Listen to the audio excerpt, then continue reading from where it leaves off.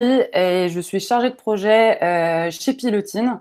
Donc, je suis un peu l'interface entre les clients et nos équipes techniques. Donc, aujourd'hui, on va parler des bonnes pratiques SEO pour bien optimiser son site, donc pour avoir un site efficace. Comme je vous disais, n'hésitez pas à poser des questions et j'y répondrai à la fin du webinaire. Hop.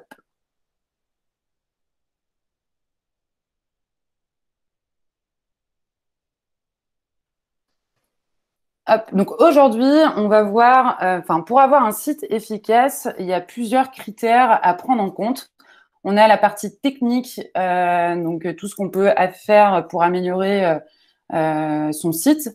Il y a toute la partie on-page. Donc on-page, c'est ce qu'on va en fait retrouver sur le site, comment optimiser son contenu, ses pages pour avoir plus de visibilité sur les moteurs de recherche. Et toute la partie off-page, donc c'est tout ce qui se trouve en dehors de votre site. Donc, on verra pas cette partie. Aujourd'hui, on va vraiment se concentrer sur la technique et le on-page. Donc, concernant la technique, il y a plusieurs choses à prendre en compte. Tout déjà, je ne sais pas si vous avez tous un site Internet, mais si vous n'avez pas de site Internet, vous avez le nom de domaine. Donc, le nom de domaine, en fait, c'est l'URL de votre site. Par exemple, nous, c'est pilotine.com. Ça, c'est mon nom de domaine. Donc, le nom de domaine peut, en fait, être pris en compte par les moteurs de recherche.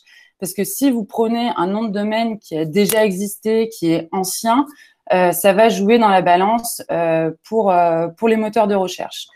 Donc, pour ce faire, pour voir un peu quand a été créé, par exemple, un nom de domaine, vous pouvez aller voir sur Whois, qui est déjà ouvert. Et par exemple, donc si je prends le site internet de Cécile, hop, je vais aller pouvoir voir quand est-ce qu'il a été créé.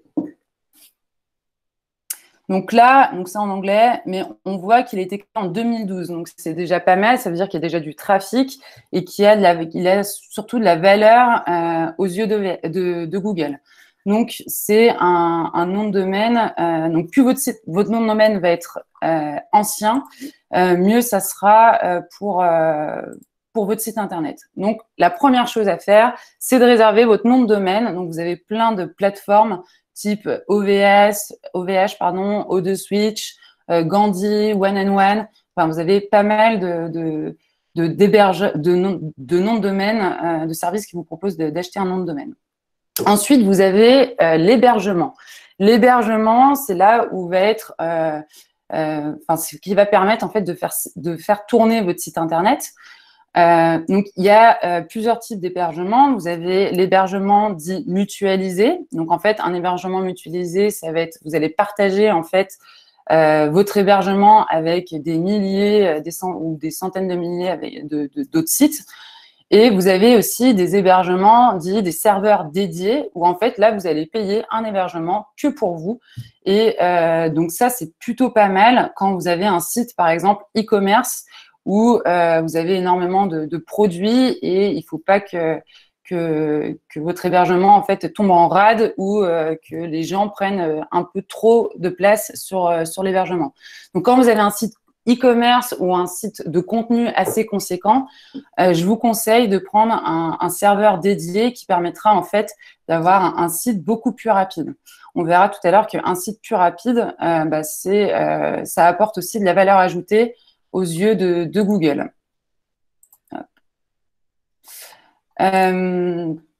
Ensuite, vous avez et l'hébergement, pareil. Vous pouvez prendre un hébergement sur O2 Switch qui est français. Donc l'hébergement mutualisé, il doit être à 3-4 euros par mois. Et pareil pour OVH, vous avez des hébergements mutualisés ou un serveur dédié que pour vous. Ensuite, ce qui est bien et ça se fait maintenant pratiquement tout le temps, c'est d'avoir un certificat SSL. Un certificat SSL, ça veut dire, hop, pardon, je vais prendre Pilotine. C'est que votre site va être sécurisé. Donc, généralement, j'aurais dû charger avant ma page. Vous avez le petit cadenas ici pour vous dire, bah voilà, votre site est sécurisé. Et quand vous faites double-clic, vous avez le petit S pour sécuriser. Donc là, ça veut dire que votre site est sécurisé. Pareil, si vous avez un e-commerce, le certificat SSL est obligatoire parce que généralement, si on veut payer en ligne et qu'on ne voit pas c'est pas sécurisé, généralement, on ne prend pas le risque de mettre sa carte bleue sur le site. Donc, pensez bien à générer un certificat SSL. Généralement, c'est gratuit et vous pouvez le faire directement sur votre hébergement. Vous avez aussi le robot .text où là, pareil, c'est un fichier qui est utile pour votre référencement et en fait, il permet de spécifier des règles, des directives pour les robots. Donc ça, généralement, vous pouvez le faire directement dans Google Search Console. C'est un service qui est gratuit où vous pouvez demander à un développeur de vous indexer en fait votre site. Donc, important de le faire parce que sinon, ça veut dire que, par exemple, les robots Google ou autres moteurs de recherche vont pas venir sur votre site. Donc, du coup, vous n'allez pas ressortir dans les résultats de recherche. Ensuite, vous avez le sitemap. Le sitemap, donc pareil, c'est un fichier qui liste en fait toutes les URL de votre site. Il est accessible par contre par vos utilisateurs et il aide les robots type Google à avoir les informations sur la structure, comment est structuré en fait votre site. Donc ça, pareil, vous pouvez le générer directement via Google Search Console, mais aussi vous avez des plugins. Donc je ne sais pas si vous avez des sites WordPress. Vous avez un plugin qui s'appelle Yoast SEO, Y-O-A-S-T. Alors je vais vous mettre dans le chat. Hop. Yoast SEO, qui permet de générer un sitemap. Donc, important de le faire aussi et ça a de la valeur aussi pour les moteurs de recherche quand vous avez un sitemap. Ensuite, vous avez la vitesse de chargement de votre site. Plus un site est long, plus vous serez pénalisé, par vos utilisateurs. Si vous avez, par exemple, un site qui se charge au bout de 10 secondes, 7-8 secondes, généralement, l'utilisateur, il n'est pas du tout patient sur le web, il part. Et aussi pour Google, il va dire attention, lui, il a vraiment une vitesse de chargement trop longue, ben, je vais le pénaliser aussi. Donc, pour voir votre vitesse de chargement, vous avez deux outils qui sont gratuits. Vous avez l'outil Google qui s'appelle PageSpeed Insight. Donc, vous inquiétez pas, je vous mettrai en fait les outils tout à l'heure où Maxime s'occupe de mettre les liens dans le chat. Donc, vous allez pouvoir mettre en fait l'URL de votre page, de votre site, et il va vous calculer votre vitesse de chargement. Donc là, par exemple, un site de notre client, il dit, bah voilà, toi, en score de vitesse de chargement, tu as 87 sur 100, ce qui est plutôt une bonne note. Et ce qui est pas mal avec cet outil, c'est qu'il vous dit, bah voilà, ça serait pas mal que bah, tu compresses tes images, que tu optimises un peu ton code. Voilà, tu as des images qui sont assez lourdes. Il vous donne l'URL des images et vous allez pouvoir les optimiser au fur et à mesure. Généralement, pour la vitesse de chargement, c'est bien de passer par un développeur puisque s'il faut toucher au code, etc., c'est mieux de passer dessus. Mais après, vous pouvez très bien, par exemple, compresser vos images pour que votre vitesse de chargement soit plus rapide. Pareil pour l'hébergement. Tout à l'heure, je vous disais, si vous avez un hébergement mutualisé et que vous avez un gros site, eh ben, il faut peut-être passer à une offre un peu plus supérieure pour avoir un site beaucoup plus rapide. Et vous avez un deuxième outil qui s'appelle Picdom, donc tools.picdom.com, où là, pareil, donc si je mets le site de Cécile, hop, il va me calculer la vitesse de chargement du site. Donc, c'est un petit peu long. N'hésitez pas, du coup, à mettre sur le chat. Je vais en profiter si jamais vous avez d'autres sites. Non.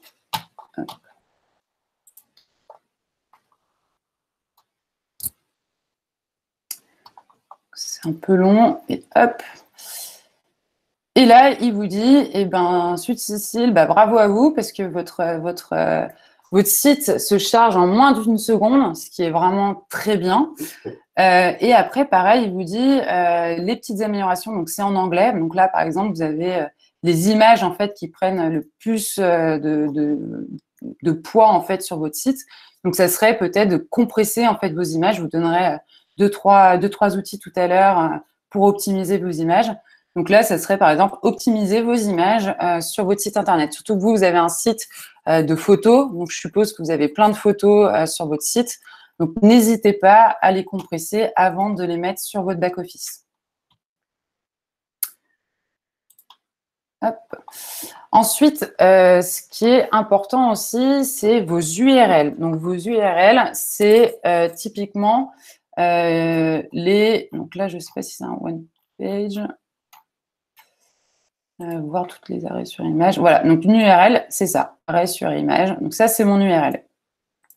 Toutes vos URL, elles doivent être courtes. Donc, plus c'est court, mieux c'est. Qui a un mot-clé à l'intérieur. Donc, pareil, tout à l'heure, on verra comment on choisit le bon mot-clé, en fait, pour votre page. C'est pas toujours facile de savoir quel mot-clé, en fait, je vais mettre dans mon URL.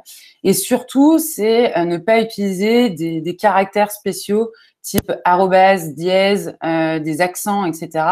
On évite, on met tout en minuscule et on utilise le tiré du 6 pour les espaces. On évite aussi les underscores. Donc, les underscores, c'est ce que vous avez ici, par exemple. Le tiré du 8 pour que ça soit plus propre.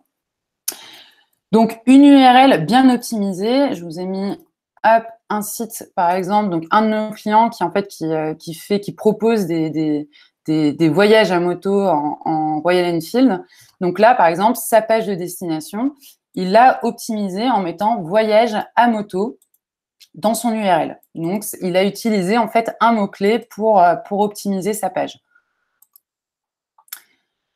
Ensuite, ce qui est important aussi, c'est que toutes vos pages soient accessibles. Accessible, j'entends que, par exemple, qu'il n'y ait pas d'erreur 404, que vous perdez en fait votre utilisateur en cours de route.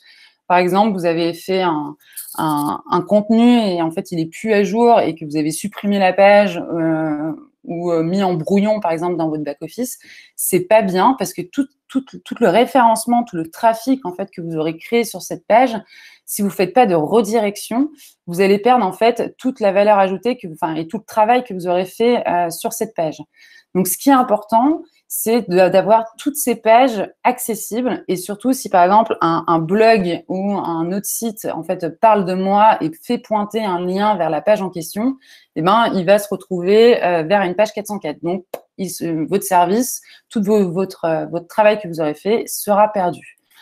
Donc, vous avez plusieurs outils. Donc là, je parle essentiellement pour WordPress. Vous avez un plugin qui s'appelle Redirection. Donc là, je vous ai mis le lien aussi ici. Vous allez pouvoir faire en fait vos redirections de façon manuelle. Mais vous avez aussi un plugin qui s'appelle WP404 Auto Direct ou Similar Post. Donc ça a été un plugin qui a été développé par notre directeur technique il y a plus de 5 ans en fait, et qui a 40 000 installations sur WordPress, donc assez fiable.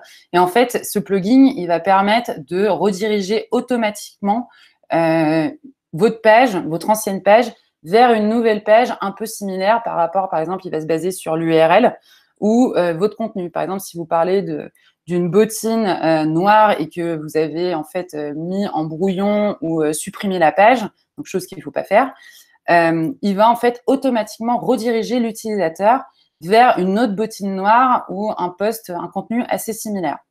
Donc, les deux plugins sont gratuits. Donc, je vous conseille de les installer sur WordPress, qui va vous permettre en fait de ne pas perdre d'utilisateurs. Ensuite, vous avez le fil d'Ariane. Le fil d'Ariane, c'est ce que vous trouvez généralement en haut, au-dessus de votre contenu. Hop. Je vais aller sur une page. Hop, je vais aller sur celui-là. Ici, c'est votre fil d'Ariane. Donc, en fait, le fil d'Ariane, ça en fait indique la position actuelle de vos utilisateurs sur votre site. De un, ça améliore l'expérience utilisateur, et de deux, en fait, ça montre un peu la structure de votre site. On voit que y a une archive média. Donc, si je veux voir tous les articles liés aux médias, hop, j'ai plus qu'à cliquer et j'ai ensuite toutes les catégories. Donc, ça améliore en fait l'expérience utilisateur. Il y a 3 bénéfices à avoir un fil d'Ariane. Ça aide déjà au moteur de recherche à voir comment les pages sont reliées. Ça renforce votre structure de liens internes à chaque fois. Donc là, vous avez plein de liens en fait sur votre page. Et Google aussi, un petit plus, c'est qu'il affiche aujourd'hui le petit fil d'Ariane dans la page de résultats. Donc, ça indique un peu à votre utilisateur une information supplémentaire. Donc, c'est important aujourd'hui, tout ce qui est site e-commerce ou même pour vous, Céline, avec un site de photos où vous allez avoir plein de... Puis vous allez faire des photos et créer des albums, etc. On va pouvoir s'y retrouver en fait dans votre site. Donc, c'est vraiment un plus. Et en plus, ça permet d'utiliser des mots-clés à l'intérieur. Donc, c'est plutôt pas mal. Ensuite, vous avez la maintenance. Donc, la maintenance, c'est en fait le fait de mettre à jour vos plugins, vos extensions sur votre site. C'est important de le faire de façon régulière parce que ça évite toute obsolescence technique. Et aussi, ça permet donc d'avoir un site qui fonctionne tout le temps, qui est tout le temps mis à jour. Et par exemple, s'il y a un plugin qui n'est pas mis à jour, cela peut avoir un impact sur un autre plugin. Donc, votre site va avoir pas mal d'erreurs. Donc, c'est important de le faire. Après, c'est un boulot c'est un vrai travail technique. Nous, c'est les équipes techniques chez Pilotine qui s'en occupent. Parce que parfois, si vous mettez un plugin à jour et que vous ne pensez pas à désactiver un autre plugin, ça peut rentrer en conflit. Donc, c'est important d'avoir vraiment un savoir-faire sur la maintenance de votre site et surtout de le tenir à jour. Donc, maintenance, important. C'est comme un peu une voiture. On n'est tous pas garagistes et on va généralement chez le garagiste pour réparer sa voiture. Donc, important, soit vous pouvez regarder des tutos ou soit le faire sous-traiter par un professionnel qui s'y connaît. Ensuite, vous avez tout ce qui se passe sur le site, donc le on-page. Donc, c'est tout ce que vous allez avoir sur votre site. Pour commencer, c'est les mots-clés. Tout à l'heure, je vous parlais des mots-clés, comment les choisir. C'est pas toujours facile de choisir en fait son mot-clé parce qu'on ne sait pas vraiment quoi choisir. Ce qui est important déjà de savoir, c'est de choisir un mot-clé par page. Donc, ça veut dire que vous allez choisir un mot-clé et vous allez optimiser votre page à 100% sur ce mot-clé. Quand vous choisissez un mot-clé, il est important que ça soit pertinent et stratégique pour votre activité. Forcément, si vous vendez des chaussures et que vous vous positionnez sur des piscines, ça c'est pas pertinent ni stratégique pour vous.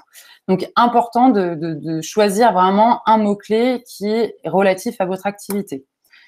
Deuxième critère, c'est de voir la concurrence sur ce mot-clé. Parce que parfois, vous avez, par exemple, chaussures. Donc là, j'ai mis un exemple. Vous avez, si on tape chaussures sur Google, vous avez un tas de concurrents. Généralement, c'est les plus gros. C'est Amazon, la Hello Chaussures, Gémeaux, etc.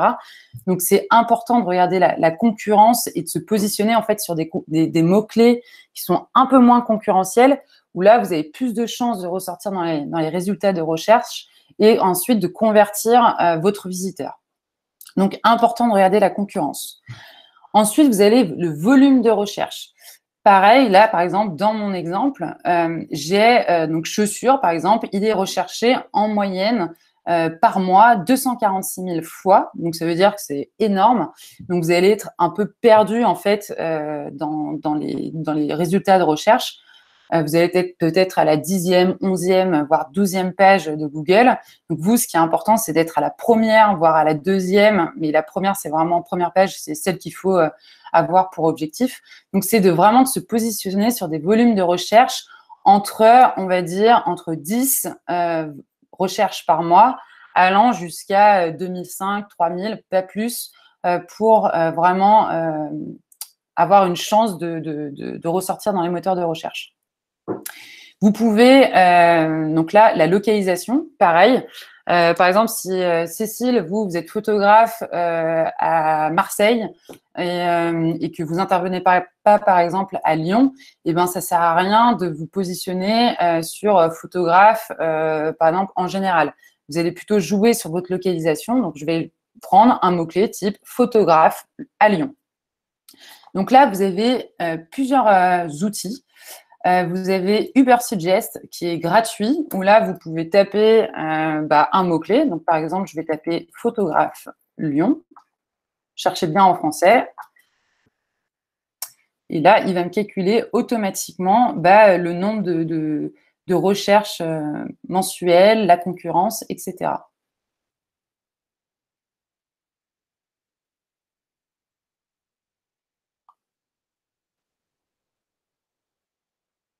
Ça met un peu long.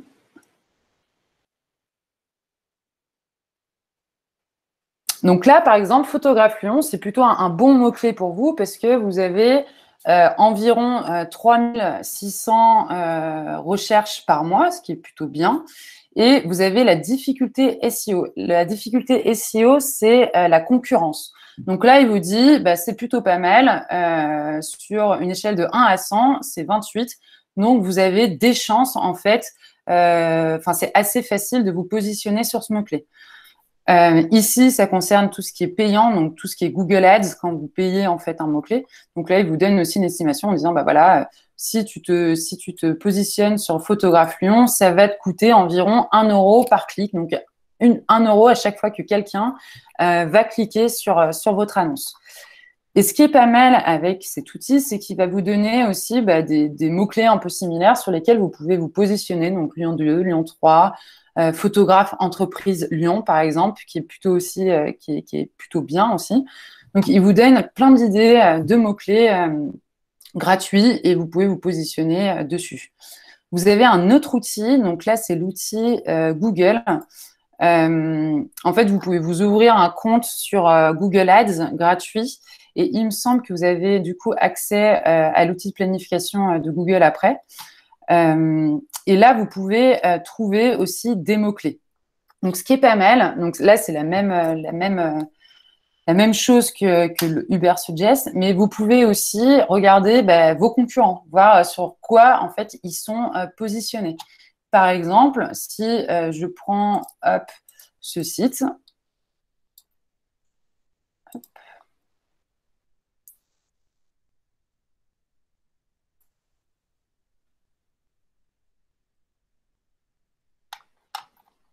alors non, j'ai pas fait correctement, il faut prendre toute l'URL. Hop.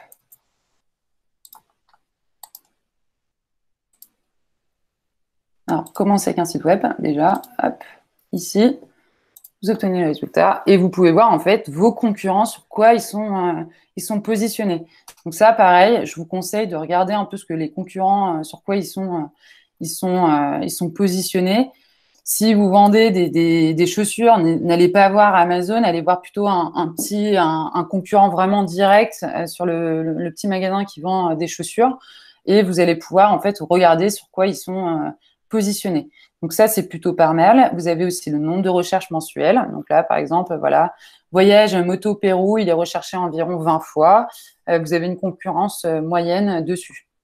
Donc ça, c'est plutôt bien pour voir ce que font un peu vos concurrents. Et je vous conseille de le faire.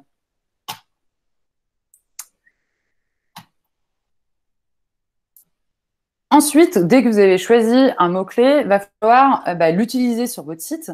Et en fait, vous allez l'utiliser donc dans votre URL déjà. Vous allez mettre dans votre URL sur votre page le mot-clé que vous aurez choisi. Donc, par exemple, photographe-Lyon.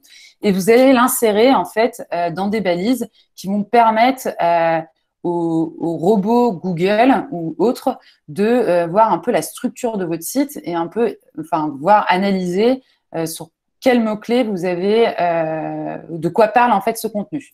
Donc, vous avez plusieurs balises. Vous avez la balise title. la balise title, c'est ce que vous voyez en fait dans les résultats de recherche qui se situent ici et c'est ce qui est en bleu en fait. Donc ça, pareil, la balise title, vous avez plein de plugins qui permettent de l'optimiser, de la personnaliser. Ça, vous avez donc sur WordPress, vous avez Yoast SEO que je vous disais tout à l'heure, où en fait, à la bas de vos pages, de chacune de vos pages, vous avez ici un petit aperçu Google et là, vous pouvez modifier en fait votre titre. Donc, important de mettre votre mot-clé dans votre métatitre, donc la balise title, et de personnaliser de la personnaliser. Donc, elle ne doit pas faire plus de 70 caractères, parce que si elle fait plus, eh ben, ça veut dire qu'ici, en fait, on ne va pas voir tout votre titre. Donc, vraiment 70 caractères maximum. Pour chacune de vos pages, elle doit être unique. Adapté au contenu, forcément, vous n'allez pas faire mettre un mot-clé photographe Lyon si vous parlez d'une prestation de photographe à Marseille. Donc vraiment la personnaliser et qu'elle soit adaptée à votre contenu. Et ce qui est important aussi, c'est de mettre le nom de votre marque, le nom de votre entreprise, soit à la fin de votre métatitre, soit au début. Ça, il n'y a pas vraiment de règles. Vous pouvez faire un peu ce que vous voulez. Généralement, on le met à la fin, mais vous pouvez le mettre tout à fait au début. Ensuite, vous avez la balise métadescription. La balise métadescription, c'est vous trouvez en fait une petite description en dessous dans les résultats de recherche. Et ici, en fait, donc ça n'a pas énormément de poids pour votre référencement. C'est surtout la balise title qui va vraiment être prioritaire, mais c'est toujours un petit plus et ça va surtout en fait permettre à votre utilisateur d'avoir un aperçu, un résumé de votre page et de lui donner en fait envie de cliquer. Donc généralement, on utilise des verbes d'action pour donner envie, pousser l'utilisateur à cliquer sur votre annonce. Donc pareil, 160 caractères maximum, sinon votre métadescription ne va pas s'afficher en entière.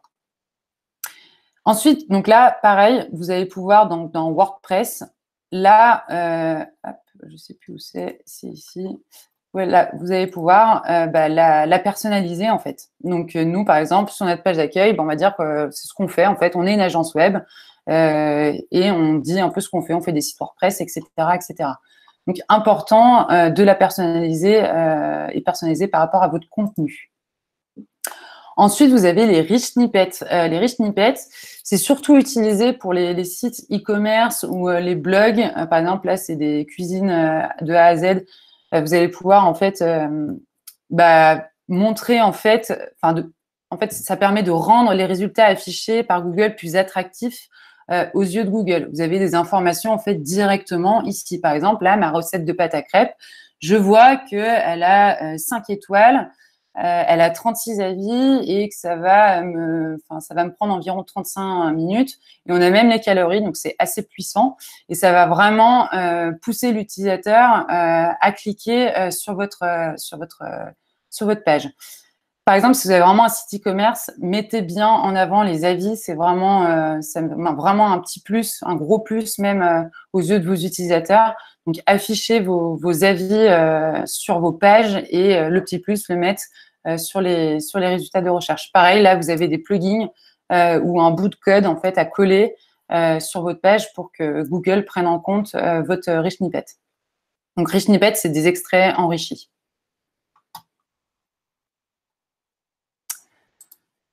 Ensuite, c'est organiser vos contenus. Votre mot-clé, donc votre mot-clé, pour rappel, vous l'aurez mis dans votre balise title, vous l'aurez mis dans votre métadescription. Et en fait, vous allez mettre aussi dans votre contenu. Vous allez, donc là, on a des petites balises qui s'appellent H1. Donc sur WordPress, c'est title 1, titre 1, des sous-titres, etc. Et par contenu, ce qui est bien, et même c'est une règle en général, c'est d'avoir un titre 1 par page. N'ayez pas deux titres à chaque fois, c'est vraiment un titre, c'est de quoi parle votre contenu et il se situe toujours en haut de votre contenu. Donc, c'est ce que Google, en fait, va lire en deuxième après votre URL. Il va lire votre balise H1 et c'est à cet endroit que vous allez mettre votre mot-clé. Donc là, par exemple, je mettrai mes prestations de photographe à Lyon, par exemple. Donc là, j'aurais utilisé mon mot-clé Et du coup, Google il va dire, ah oui, ok, donc là, elle a utilisé son mot-clé dans son URL, dans son titre machin, et vous allez l'utiliser aussi dans votre contenu. Dire, bah voilà, moi, je propose des prestations de photographe à Lyon, etc., etc. Ce qui est bien, c'est de l'utiliser 3-4 fois dans votre contenu pour que Google vous identifie comme photographe à Lyon. Donc, la structure sur votre contenu, pareil, si vous avez un blog, n'hésitez pas à aérer en fait votre contenu, utiliser des sous-titres, sauter des pages. Donc d'ailleurs, je fais une petite parenthèse, mais on a un webinar cette semaine, il me semble, par notre directeur artistique sur tout ce qui est ergonomie et design de votre site. Donc, il va parler un peu de ça et de voir comment ça a un impact en fait sur votre audience. Donc, important d'aérer, d'utiliser des sous-titres, des images, des vidéos pour mettre un peu plus votre contenu un peu plus dynamique.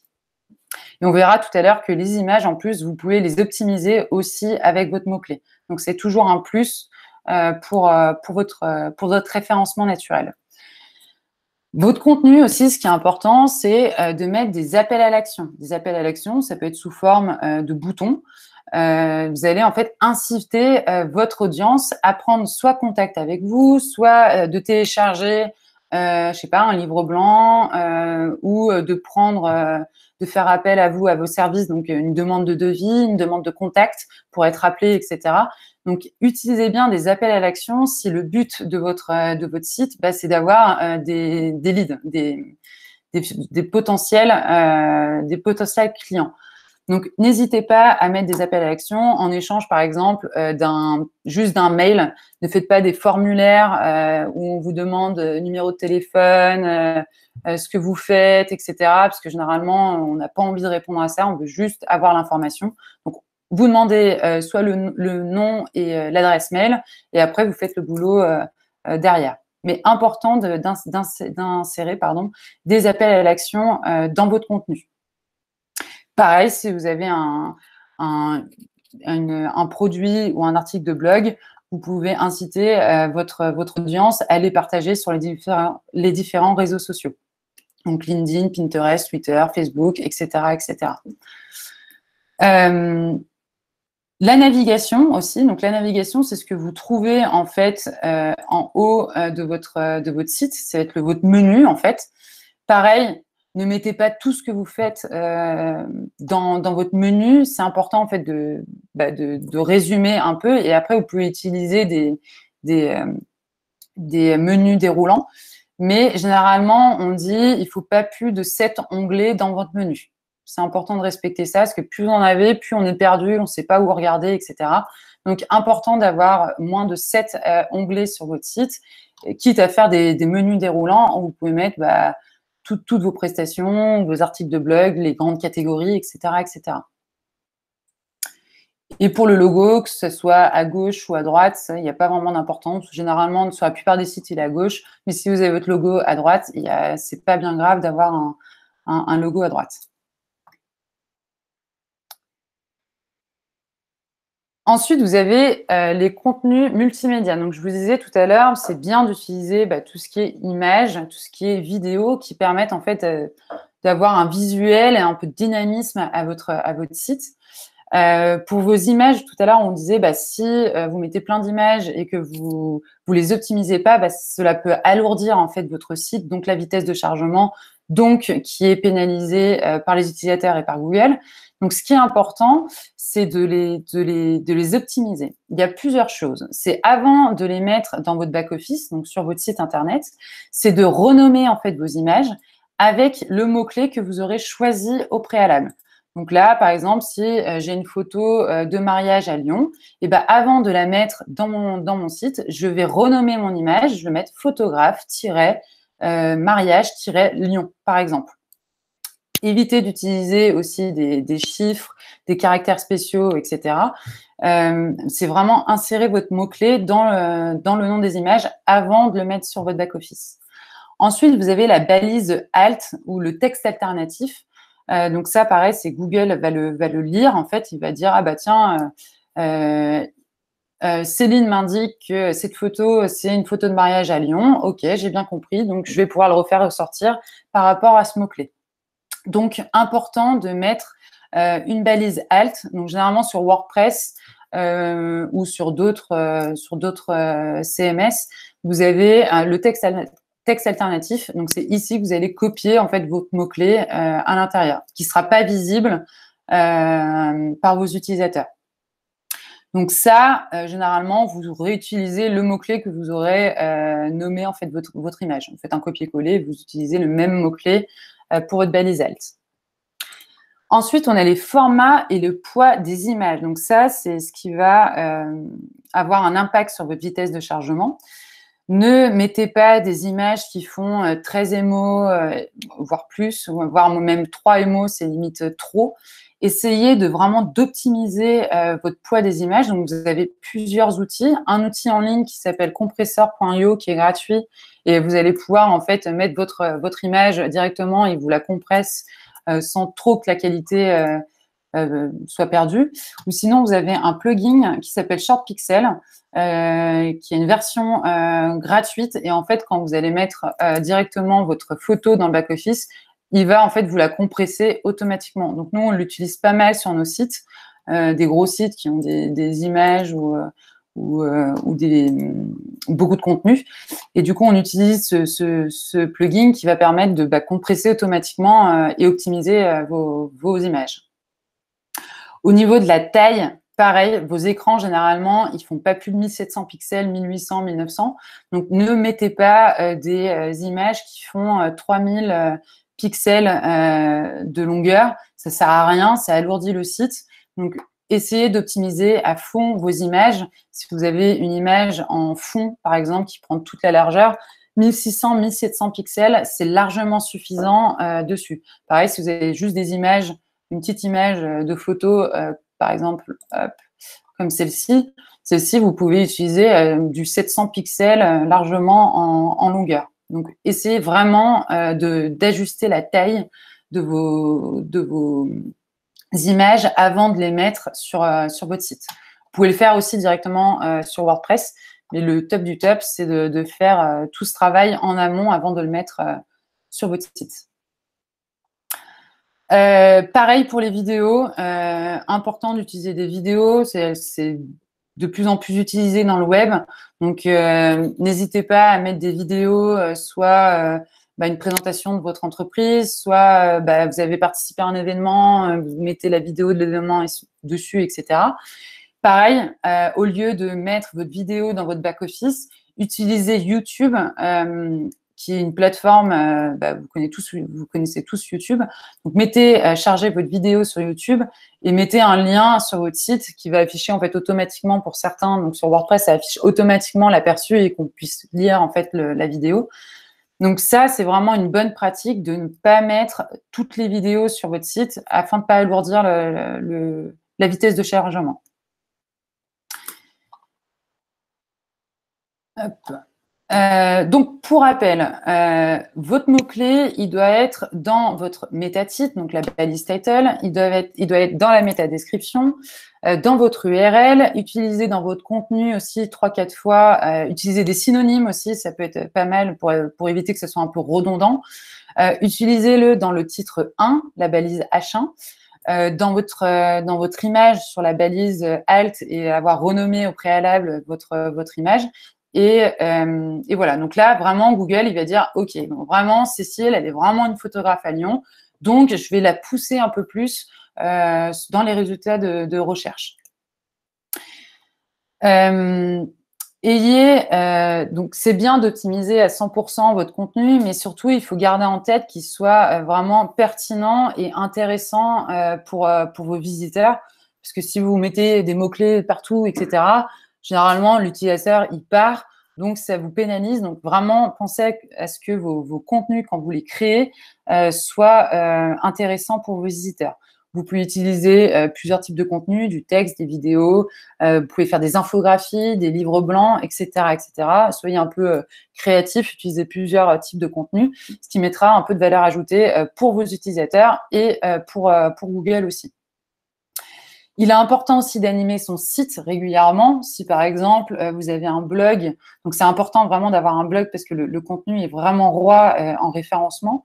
Et ce qui est vraiment important, c'est de l'animer de façon régulière. Si vous avez publié un article et puis en fait, au bout de 6 mois, vous n'avez rien fait, mais ce qui est compréhensible parce que vous avez aussi autre chose à faire, c'est pas vraiment bien. Généralement, plus votre site est mis à jour et animé de façon régulière, Google en fait va envoyer son robot en fait de façon plus régulière et il va vous faire ressortir de façon conséquente sur les résultats de recherche. Donc, n'hésitez pas à vous mettre un objectif, voire à vous mettre un planning éditorial en disant, bah voilà, cette semaine ou ce mois-ci, je vais écrire sur telle thématique, le mois d'après, je vais écrire sur une autre, etc., etc. Parfois, vous êtes, enfin, c'est compliqué en fait. Même nous, c'est compliqué en fait de trouver des sujets. Vous avez un outil qui s'appelle Answer the Public. Donc là, vous avez une version gratuite. En fait, vous avez une recherche par jour. Donc, vous pouvez l'utiliser une fois par jour. Et par exemple, bah, si je mets photographe, hop, je vais écrire sur photographe. Donc, le choisis en France. Hop. Ah, c'est trop haut. Ici, hop, contenu en français. Et ben en fait, il va me mettre pas mal d'idées sur quoi je peux en fait écrire. Donc là, par exemple, il vous dit, bah voilà, comment photographier la Lune, photographe, comment se lancer, photomaton ou photographe. Enfin, vous avez plein d'idées d'articles. Qu'est-ce que la photographie dans un film, par exemple? Ça pourrait être un sujet que vous, Céline, si vous êtes photographe pour les films, vous pouvez écrire un article là-dessus. Et il vous donne vraiment plein d'idées. Donc, je vous conseille cet article, enfin, cet outil qui est gratuit une fois par jour. Et notez un peu les idées que vous pouvez avoir et écrivez sur ces mots-clés. Et ce qui est important aussi, c'est que quand vous écrivez un article, c'est de faire des liens. Donc là, on a dit qu'on ne voyait pas tout ce qui est lien off-page, donc tout en dehors, donc des sites externes qui vous font pointer en fait des liens vers votre site. Mais vous, ce qui est important, c'est de faire un maillage interne. Donc ça veut dire que quand vous écrivez un article, par exemple sur la photographie dans le cinéma, et que vous parlez en fait d'un autre article que vous avez créé, ce qui est intéressant et important, c'est de mettre un petit lien qui renvoie en fait vers cette page en question. Comme ça vous crée en fait tout un maillage et l'utilisateur est plus amené à rester sur votre site. Donc, important d'insérer des liens sur votre contenu. Généralement, on dit 3-4, c'est bien dans votre contenu.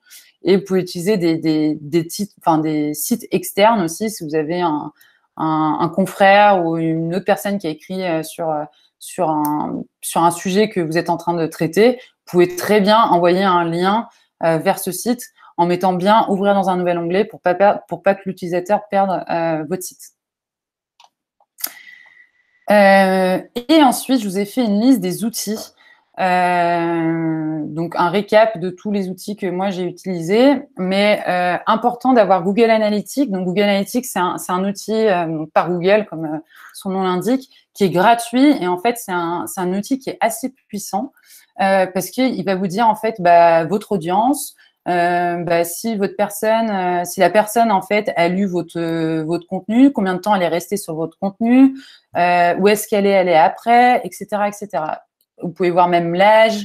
Enfin, c'est un outil qui est assez puissant et il vous fait un petit récap des utilisateurs qui vont sur votre site. Donc, intéressant et surtout faites-le parce que c'est gratuit et ça permet de mettre des stratégies derrière pour optimiser votre site. Vous avez aussi Google Search Console. Donc là, c'est un peu pour suivre vos mots-clés, sur quoi vous êtes positionné. Mais c'est aussi pour voir si vous avez des erreurs. Donc là, je ne sais pas si on a des erreurs, par exemple, chez Pilotine. Non, on n'a pas d'erreurs. Mais ça vous indique, en fait, disons que sur cette page, elle n'est pas très bien optimisée pour le mobile. Ils ont du mal à le lire. Et ça va vous mettre une petite erreur. Et ici, en fait, ce qui est pas mal, c'est qu'il va vous dire, bah voilà, en fait, on arrive sur le site Pilotine grâce à ces requêtes, ergonomie site web, ergonomie d'un site. Donc moi, je vais me dire, attends, ok, là, il y a pas mal de personnes qui arrivent chez Pilotine en mettant ergonomie d'un site. Bah pourquoi pas écrire un article sur comment avoir une bonne ergonomie d'un site. Et je vais optimiser à 100% ce contenu pour que les gens qui mettent ergonomie d'un site, eh ben, que j'ai plus de clics en fait sur mes annonces. Donc ça, c'est plutôt pas mal. Pareil, c'est gratuit et c'est un petit bout de code que vous devez mettre comme Google Analytics sur votre site. Vous avez Screaming Frog. Donc là, ça permet, c'est un outil qui est puissant aussi et qui est gratuit jusqu'à 500 URL. Hop. Donc c'est une petite application ici. Et en fait, vous mettez votre site où vous pouvez voir aussi vos concurrents ce qu'ils font. Donc, par exemple, si je prends le site de Céline et que je mets… En fait, il va scroller toutes les pages du site. Il va me dire, bah voilà, Céline, elle a utilisé tel titre H1, telle métadescription, tel métatitre. Donc, j'ai tout. Donc, ça, c'est plutôt pas mal aussi pour voir ce que vos concurrents en fait font. Donc là, par exemple, hop, il me dit que bah, Cécile, hop. Donc là, le statut, quand c'est 200, ça veut dire que tous vos sites, c'est que votre page est accessible. Si vous avez 404, c'est que c'est pas accessible. Donc vous pouvez travailler aussi, reprendre un peu toutes vos pages 404 et retravailler les redirections qu'on a vues tout à l'heure. Que mes pages, elles sont bien indexées. Et ici, je vais voir tous les titres des pages de Cécile. Donc là, je vois, voilà, elle a mis ça, ok, top. Je peux voir la longueur. Je peux voir si elle en a mis plusieurs. Donc, attention, qu'un titre 1 par page. Donc, si vous en avez plusieurs, par exemple, faites des optimisations suite à ce webinaire pour mettre qu'un titre 1 sur votre site. Pareil, les métadescriptions. Donc là, par exemple, sur votre page d'accueil, ça se trouve, vous n'avez même pas une métadescription. Donc, en fait, Google va soit pas la reprendre, soit va prendre automatiquement le début de votre contenu. Donc, ce qui est important, c'est vraiment de la personnaliser et de mettre votre patte dessus. Donc là, par exemple, Cécile, vous pourrez reprendre sur la page d'accueil et d'insérer une métadescription sur votre site. Donc ça, c'est gratuit au bout de 500 URL. Au-delà, il faut payer une licence. Vous avez Ubersuggest, donc on l'a vu tout à l'heure, c'était pour voir les mots-clés un peu, la concurrence et s'ils sont recherchés. SEMrush qui est payant aussi pour voir aussi les mots-clés et tous les liens. Donc ça, c'est un outil aussi un peu puissant mais qui est payant.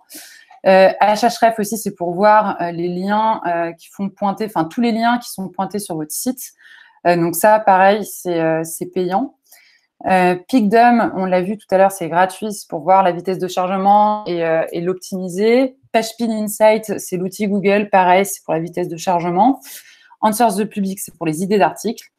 Et WooRank, c'est pareil, ça vous fait un petit rapport SEO. Et Lighthouse aussi. Et si vous voulez avoir un audit un peu rapide de votre site, ce qui est pas mal, c'est que vous pouvez faire clic droit et vous mettez inspecter. Hop, donc là, j'ai ma console qui se met en route et vous allez dans l'onglet audit. Et ici, en fait, vous pouvez générer un rapport SEO, voir si toutes vos pages sont accessibles, etc., sur mobile ou sur ordinateur. Et ça vous génère, en fait, un rapport assez complet de votre site et toutes les optimisations que vous devez faire ou que vous devez mettre en place pour que ça soit plus efficace.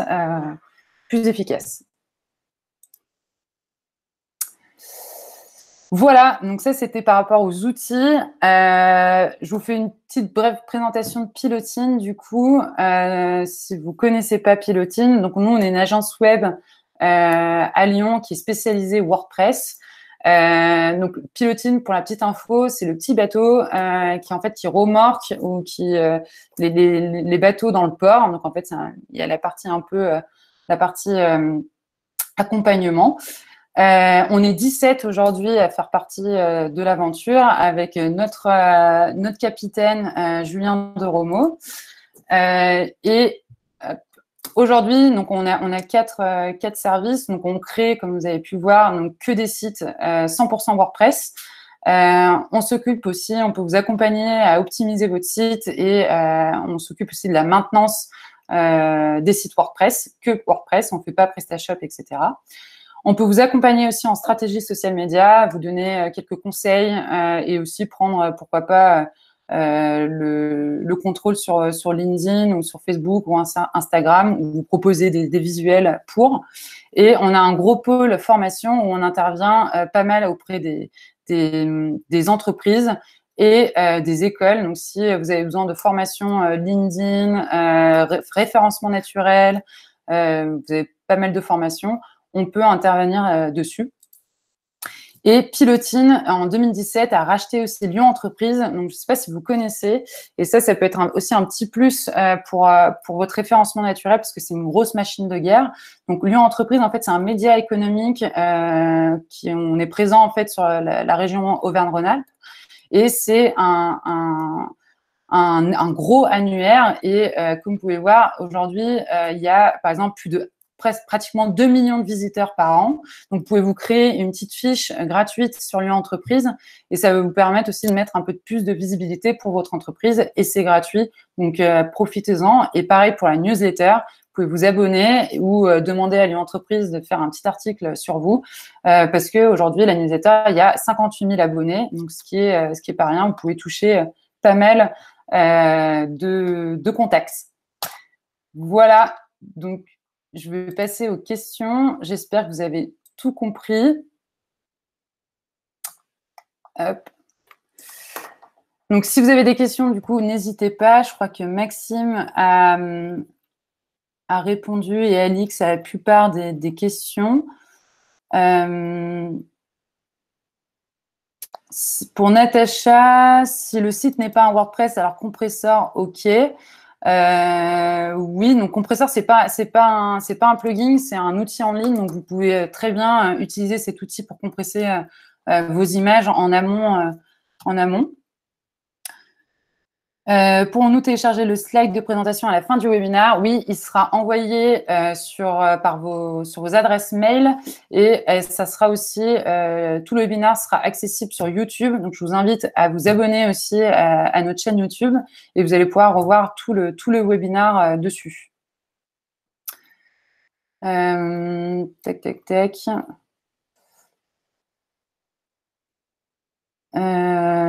Sur Safari, notre référencement est-il repris? Oui, il faut. Donc Safari, c'est pas c'est un navigateur, mais oui, c'est important que votre site soit accessible et visible, parce que parfois, selon les navigateurs, par exemple Google Chrome, votre site il est parfait, et sur Safari, il y a deux, trois petites failles. Donc c'est important de faire les ajustements aussi sur Safari. Pour le navigateur où il ne faut pas apporter de modifications, c'est Internet Explorer qui est défaillant. Et voilà.